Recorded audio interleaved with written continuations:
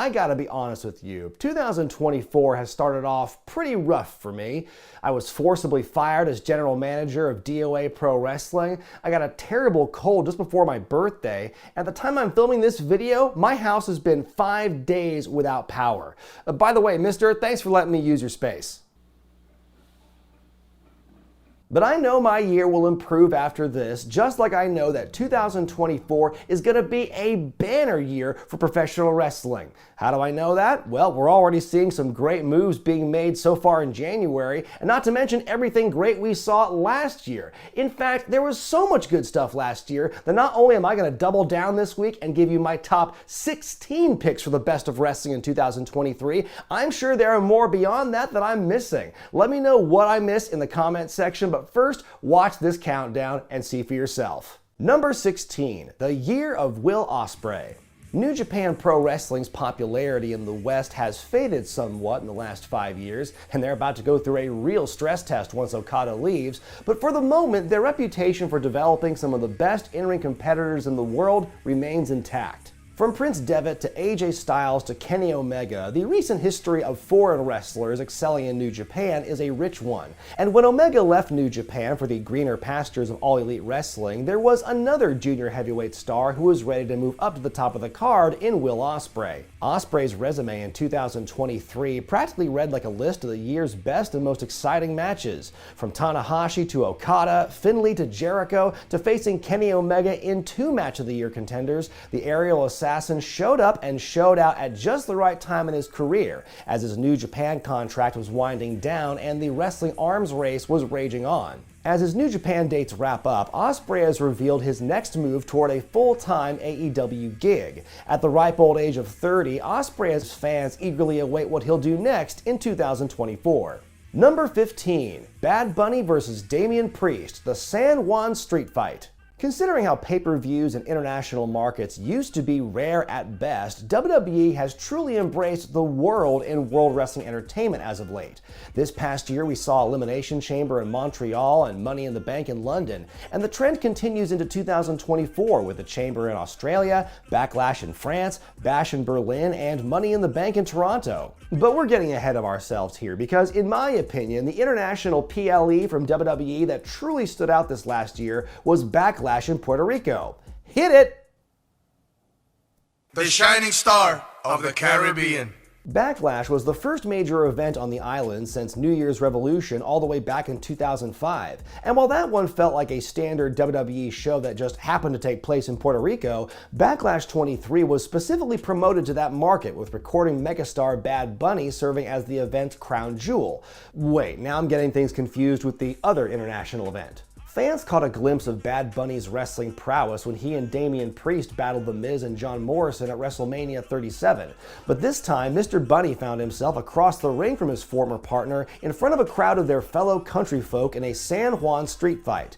Priest may have had the Judgment Day in his corner, but Bad Bunny got even by getting the Latino World Order by his side. From the opening moment of Bad Bunny's entrance, the unique set, that badass drone shot, the throngs of people singing along to his song, this match already had a special feel to it. And much like he did in Tampa, Bad Bunny more than held his own in this wild match, which was bedecked in bells and whistles. From the stipulation itself, to the involvement from stablemates, to the returns of freaking Carlito and Savio Vega, it was a match tailor-made to thrill the crowd, as Double B put away the Archer of Infamy and solidified his place as one of WWE's greatest celebrity wrestlers. Number 14, Impact 1000. Since their humble beginnings in 2002, TNA has always been the little engine that could. Somehow, often in spite of itself, it's been able to withstand and survive countless controversies, bad booking decisions, near financial collapse, year after year. And as the company has gone back to the 3 letters that made them famous, it's important to recognize one of their biggest achievements in 2023. Impact's 1000th episode of television this past September was not only a celebration of the stars of the past, but a look at wrestling's present and into its future. We saw an unlikely union between classic rivals in Team Canada and America's Most Wanted, the past and current pillars of the Knockouts division wage war, and a record-setting X Division title victory, to name a few highlights. But truly, for Impact/TNA to have made it this far is a real achievement in and of itself. Impact 1000 stands as a testament to the company's ability to stay active and relevant in the wrestling sphere more than 20 years after their debut. It's the full circle moment, the latest in TNA's lengthy and successful campaign to bring excitement and hype back to the organization as they hurtle toward 2024 with more optimism and momentum than it feels like there's been in years. Number 13, Athena, Ring of Honor Women's World Champion. One of AEW's biggest blind spots over the years has been their booking of the women's division. 2023 saw great strides in that department, though not entirely under the AEW banner. As Ring of Honor under Tony Khan continues to find its place in wrestling, this past year was buoyed by the stellar work of its women's champion in Athena. Many felt the former Ember Moon wasn't able to live up to her potential in WWE, and her early buzz in AEW was quickly stifled due to having only so much TV time for so many women. But Athena was able to excel and reach that potential in the ROH brand. After beating Mercedes Martinez for the belt at Final Battle 2022, Honor Club slowly but surely became a vehicle for Athena and all her subsequent feuds, as her epic reign continued to grow. As the champion put on great match after great match, she also helped make history when she and Willow Nightingale put on the first women's main event in the company's pay-per-view history at Death Before Dishonor. Athena kept crafting her own story as the woman on top, building an engaging long-term program between her and her minion in training, young prodigy Billy Starks. After weeks of gaslighting Starks and praising fellow minion Lexi Nair, things came to a head as the student took on the master in another great main event at Final Battle. It's unfortunate that some of the best work under the All Elite umbrella is happening behind a paywall where fewer fans get to see what's going on, but Athena deserves all the credit in the world for carrying ROH's women's division on her back and proving herself one of the most formidable competitors around, building up all those around her in the process. Number 12, Swerve. Speaking of former WWE talent finding a better situation in a new environment and killing it, Shane Swerve Strickland undoubtedly found his biggest success to date in 2023, a year where he got to show off some of the skill, swagger, and star quality that many fans and observers alike had seen in him for some time. The year began fresh off a heel turn and a break from his tag team partner Keith Lee. Though that breakup never found a decent resolution, from this came Swerve's new Mogul Affiliates stable, which in turn merged with Prince Nana's Embassy. The partnership had some people scratching their heads early on, but it ultimately led to one of the more entertaining wrestler-manager duos of the year. By the way, shout out to Prince Nana for his renaissance in 2023. Swerve got to show another side of himself in his deeply personal feud with fellow Defy alum Darby Allin. It was how fans were introduced to young Nick Wayne, who Swerve beat to a bloody pulp to show just how far he could go to get into an opponent's head. Up to that point, Swerve spent the fall battling his most important rival of the year in Hangman Page, first delivering a spectacular match at WrestleDream, then their iconic, brutal, and blood-soaked Texas death match at Full Gear. It saw everything from cinderblock smashing to chain hanging and blood drinking. Even those who found the match wasn't to their taste couldn't help but praise it for its level of violence, and those who decried it only helped to grow its instant legend. But beyond the gore and the viral nature of that match, the important thing was Swerve picked up 2 pay-per-view wins in a row against one of the founding members of AEW. He took that momentum with him into the Continental Classic, where he performed fairly well and made it to the Gold League Finals. Based on last year's evidence, Swerve has clearly become a prioritized and protected rising superstar in AEW with seemingly boundless potential in 2024. We'll have to circle back to this a year from now and see if AEW will truly be Swerve's house. Number 11, LA Knight. How many times have we heard this story over the years? A promising talent in NXT is called up to the main roster, but isn't fully understood by the guy in charge and ends up wasting away in some terrible gimmick before they're being released. It's hard to believe that almost happened to a man who is currently one of WWE's biggest stars. LA Knight already had a lot working against him when he moved up from NXT in 2022. He wasn't the biggest or the youngest guy in the world, and perhaps most damning of all, Vince McMahon apparently never got his character the way Triple H did. So it's no surprise that upon being called up, Knight was immediately repackaged as Max Dupree, the arrogant and aloof fashion mogul representing maximum male models. It was a silly gimmick with a short shelf life and was nearly a one-way ticket to Cutsville. But by sheer coincidence, McMahon's initial ousting in late 2022 came at the exact correct time for Max, and before long, Dupree was LA Knight once again. Fast forward to the end of this past year, and suddenly Knight has become the megastar he always claims to be. Making the most of his time on the mic led to him getting some of the loudest crowd reactions any given week, and becoming one of the most organically over stars the company had seen in a while. It's been refreshing to see WWE actually lean into it instead of punishing the fans for liking who they like, resulting in big wins, big sponsorships, and main event matches with other big stars. Considering Knight was on the brink of a release had Max Dupree stuck around, it's been a hell of a turnaround for him. WWE's potential main event scene in 2024 looks awfully crowded, even with two separate rosters, so who knows where Los Angeles Knight's path will ultimately take him. But after the rebound he had from certain employment doom, he can only go up from here. Yeah, indeed. Number 10, the AEW Continental Classic. At its inception, AEW promised fans a more sports-based presentation to their wrestling, and while the execution of that promise has been somewhat lacking over the years, this next entry gives you an example of what that could look like for them. November and December programming on AEW featured the first ever Continental Classic, a two-block round-robin tournament not unlike New Japan's G1 Climax. Featuring 12 of AEW's best competitors, the C2 was a no-frills display of smash-mouth wrestling action. With cornermen banned from ringside, the matches were allowed to go more balls to the wall and relied less on outside attention. It gave a platform to many underutilized wrestlers in AEW who hadn't been in prominent storylines or featured as solo acts on television much, and I would argue that each man involved really excelled with what they were given. The Continental Classic gave fans some of the best pure wrestling that had been seen on programming in some time, a big departure from some of the more sports entertainment type things AEW had been doing. Of course, talking about the tournament itself would not be complete without singing the praises of its eventual winner, Eddie Kingston. Eddie was already the Ring of Honor World and New Japan Strong Champion going in, and backed himself into a corner when he declared that his place in the Classic was one big title defense. If he lost the tourney, so would go his belts. And despite being down early, Eddie was able to win the very competitive Blue League by finally besting Bryan Danielson, then beating his old pal Jon Moxley in the finals, not only retaining his original titles, but completing what they call a modern American Triple Crown by winning the new Continental Championship. It's fitting that a man so inspired by Toshiaki Kawada would benefit from one of Japan's biggest influences on AEW booking.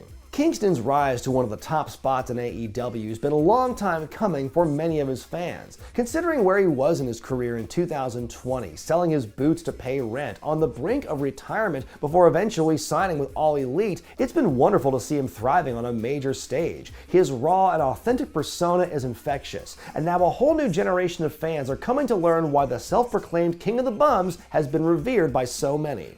Number 9, Judgment Day and Rhea Ripley. It is time once again on this channel for me to eat some crow. My question is, why is the Judgment Day?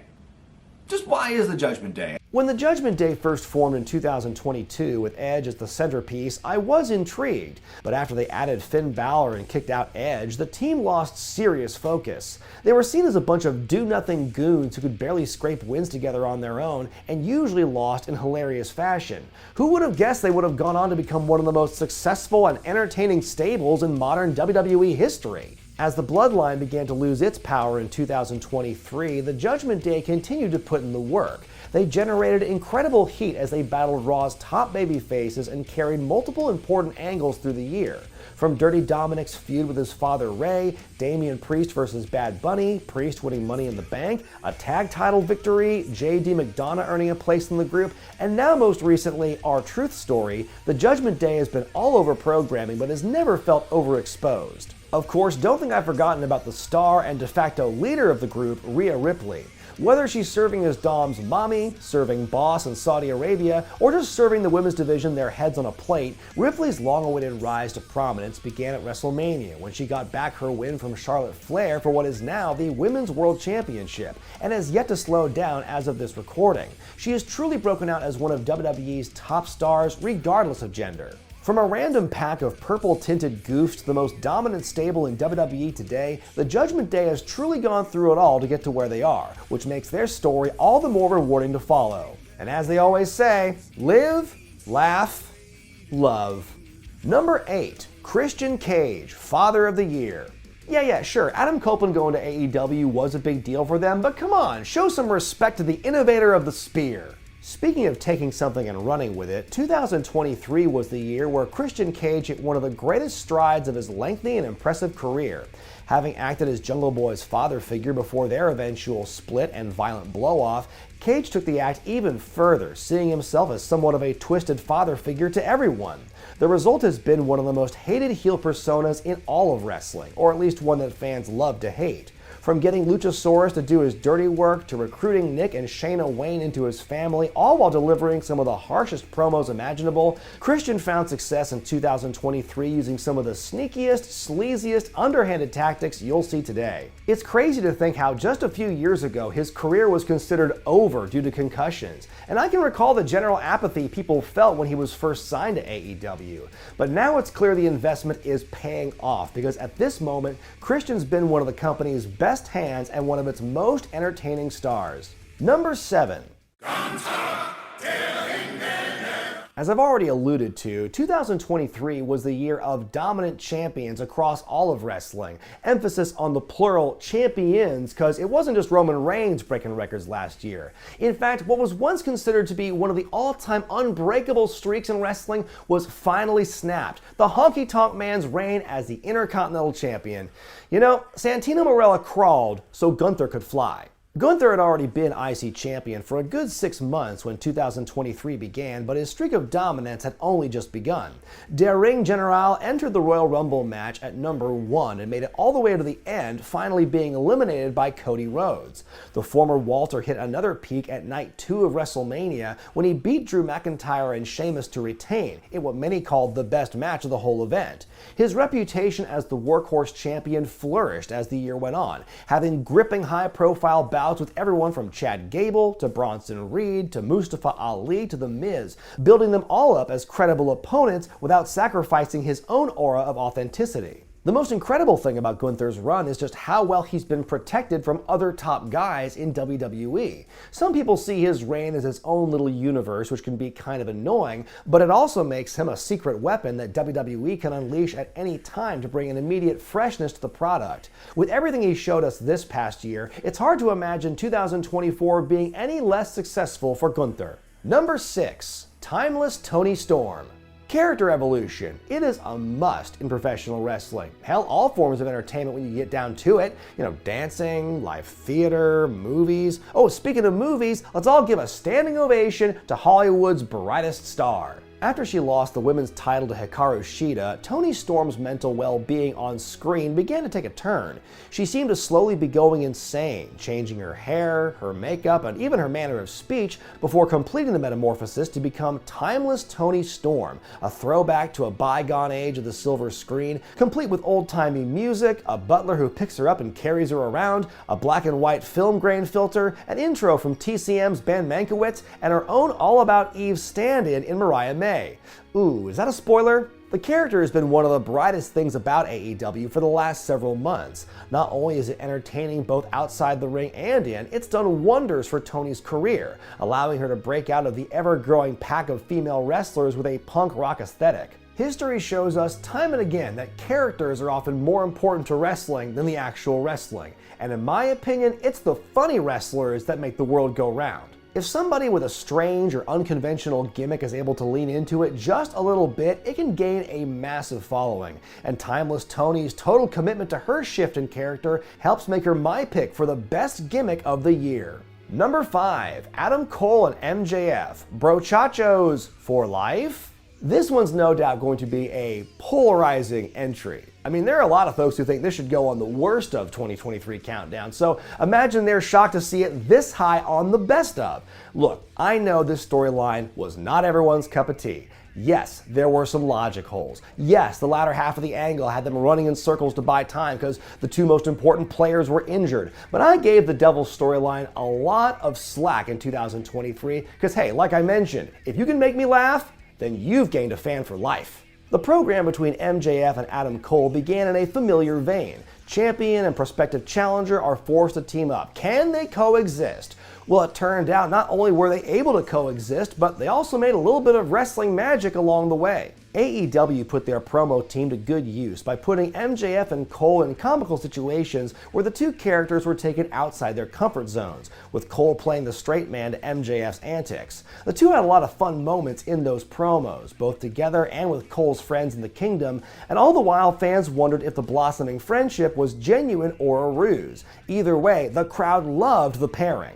Now, Friedman had terrific matches as champion, whether he was heel or face, and that should be commended, even though his babyface run during this time did receive some flack from the fans. I get it, but after having been a stereotypical baddie who survived on low-hanging fruit for years, it was refreshing to see his character open up and reveal how much of his persona was actually based on insecurities. Fans bought into his redemption and his work to prove to everyone that he was capable of change. We always ask for evolution in our characters, and I thought this was an interesting shift for Max. Then a man wearing MJF's devil mask went around leading ambushes backstage, and a whodunit had begun. Adam Cole's freak injury at Arthur Ashe certainly complicated things, but after a series of red herrings and misdirections, it was finally revealed that he was in fact the devil, staging a long-term operation to bring Max down. Max cost himself by letting his walls down, only to fall victim to the same kind of tricks he himself would have used in the past. Like I said, the storyline was not perfect considering the circumstances, but I think everyone involved did well with what they were given. Cole and MJF had great chemistry together before Adam's injury, MJF did a hell of a job eliciting sympathy for his downfall, and Roderick Strong, Matt Taven, and Mike Bennett were a joy to watch as Cole's disapproving friends. And I also love how they and Wardlow continue to benefit from the angle. Yes, the reveal was obvious, but predictable doesn't always mean bad. And hey, we got Samoa Joe as world champion out of the deal. What the hell are we complaining about? Number 4, Sammy's moment. Let's face it, when it comes to the biggest reactions, there weren't too many that were going to top this in 2023. After months of storytelling and world building between Sami Zayn and the Bloodline, after months of fans rallying around this goofy, sympathetic figure as he withstood the browbeating and emotional manipulation at the hands of the tribal chief, we witnessed one of the most satisfying moments of the entire storyline when Zayn had enough and cracked Roman Reigns with a chair. Seeing Sami regain his conscience as he stepped in between Reigns and a defenseless Kevin Owens was all that fans needed to offer their full-throated support for the honorary Uso. Sami breathed life into the Bloodline angle and elevated his own stock at the same time. His moment at the Royal Rumble led to a weekend of appreciation for him in his hometown of Montreal at the Elimination Chamber event. And even though he came up short against Roman, the goodwill he had earned carried him through to WrestleMania, where he and Kevin Owens beat the Usos in one of the better Mania main events in recent memory. Sami's ascension did feel somewhat incomplete when he didn't beat Reigns for the title. Winning the tag championship seemed like a consolation prize, especially considering how he and Kevin's reign was actually booked once they won it. But for that first quarter of 2023, Sami was the brightest star in the WWE Universe. A big win for all the underdogs and the unlikely heroes out there. Number 3, All In. If you believe certain people on the internet, AEW has been on death's door now for roughly the last 5 years since they debuted. Yes, AEW has its share of hiccups and controversies over the years, but it's hard to say that they're doing bad business after what we saw in London.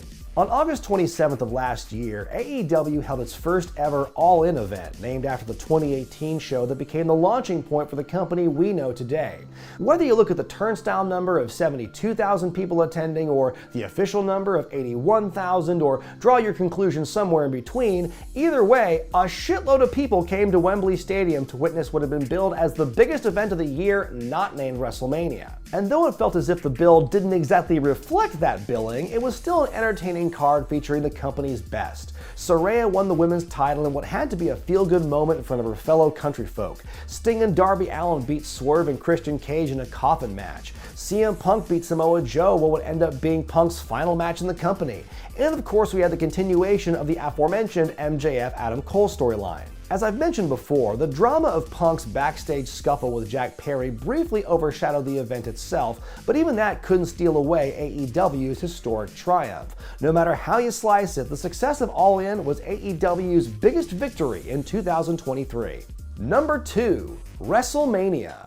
Historically, I have personally rated the WrestleManias that I have attended higher on average than most television watchers would. The lone exception, WrestleMania 32 in Dallas. It was that bad. But when I said in my review that this past year's Mania is going to be considered one of the company's greatest offerings, there weren't too many who disagreed. WrestleMania's return to Los Angeles was everything we love about the biggest show of the year. There was the scale, the glitz, the glamour, that amazing frickin' set, and of course the show itself. Night one at SoFi Stadium was a veritable love fest, the top stars of the company putting on spectacle after spectacle. The men's four-way tag team match completely blew away expectations. Seth Rollins and Logan Paul had a great offering. Rhea Ripley undid her loss to Charlotte Flair 3 years earlier to become the dominant champion she is to this day. Rey and Dominic Mysterio told an amazing dramatic story under the watchful eye of a luchador cinnamon toast crunch piece.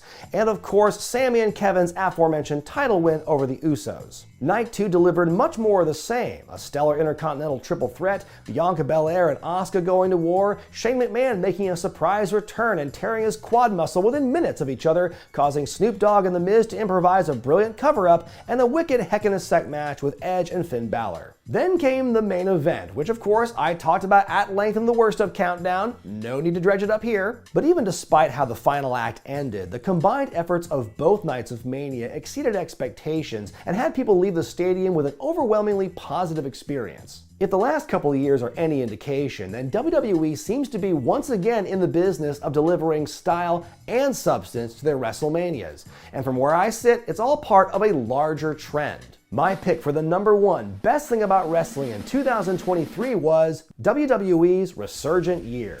By the end of 2021, it appeared that AEW was beginning to encroach on WWE's stranglehold on wrestling.